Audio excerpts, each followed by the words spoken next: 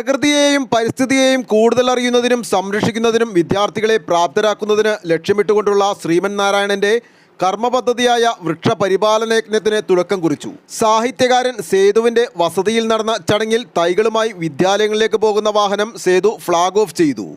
Panchayat president Suresh Muttathil അധ്യക്ഷത വഹിച്ചു.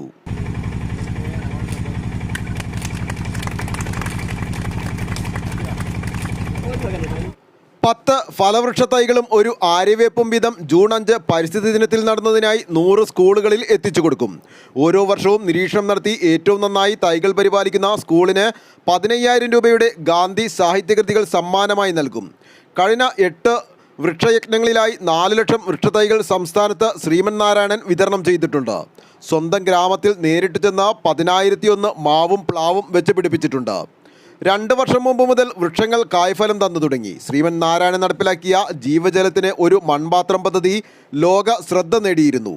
പ്രധാനമന്ത്രി മൻ കി ബാത്തിൽ പദ്ധതി നടപ്പിലാക്കിയതിന് ശ്രീമൻ നാരായണനെ അഭിനന്ദിച്ചിരുന്നു. ഇതുവരെ 1,60,000 മൺപാത്രങ്ങൾ രാജ്യത്തിൻ്റെ വിവിധ ഭാഗങ്ങളിൽ സൗജന്യമായി വിതരണം ചെയ്തിട്ടുണ്ട്. സംസ്ഥാന വൈൽഡ് ലൈഫ് ബോർഡ് മെമ്പറായി സർക്കാർ ശ്രീമൻ നാരായണനെ നോമിനേറ്റ് ചെയ്തിട്ടുണ്ട്. ചടങ്ങിൽ Sasidharan Kalleri, V K Shanavas, doctor Sundaram, Velayudhan, K S Prakash, O B Leena, Siby Augustine, P H Sabu, Muhammad Ali, K J Sebastian, H C Raveendran, Amrithapreetham, Baburaj, Harisree, K P Mukundan, Jyothi Gopakumar, V S Neelakandan, Ravi Nair, Santhosh Aluva, P Sajeev, Mohanan Punneli, Sajeevan ദത്തയിൽ, N R Harindran Nair, E Surendran തുടങ്ങിയവർ പങ്കെടുത്തു.